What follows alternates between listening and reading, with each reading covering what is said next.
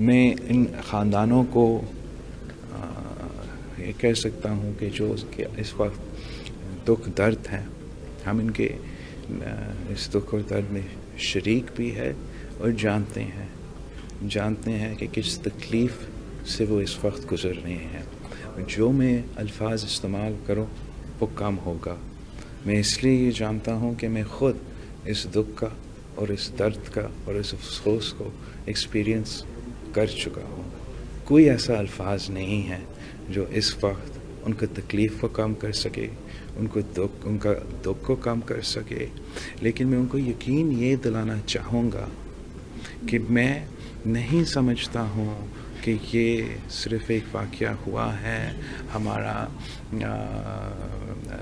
دوست ممالک کے مہمانوں پہ. آپ میرے اپنے خاندان کے حصے ہوں.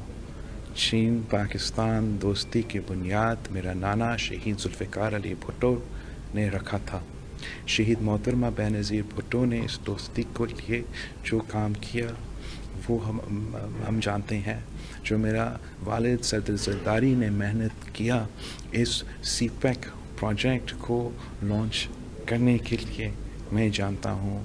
انہی دن پہ جب میں نے خود وزیر خارجہ کا حلف اٹھایا، اس قسم کا واقعہ ہوا کراچی میں اپنا آپ کی طرف سے اپنے طرف سے ان خاندانوں کو یقین دلانا چاہوں گا کہ میں ان دہشت گردوں کو، ان کے جو نظریہ ہیں، ان کی جو کوششیں ہیں، میں اپنا زندگی اس پہ محنت کروں گا کہ ان کو ہم نے ناکام کرنا ہے.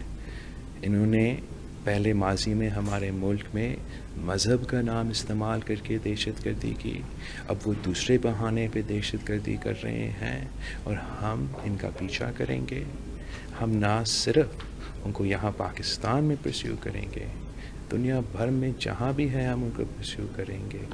ہم ان کا لا اینڈ آرڈر اور ہمارا سیکیورٹی طریقہ کار سے یہاں مقابلہ کریں گے، اور ہم اپنا ڈپلومیٹک اور انٹرنیشنل لیول پر ان کا مقابلہ کریں گے، بلکہ پیچھا کریں گے، کبھی نہیں چھوڑیں گے. اینڈ انشاءاللہ تعالی ہم دہشت گردی کی جو وکٹمز ہیں ان کے انصاف دلوائیں گے.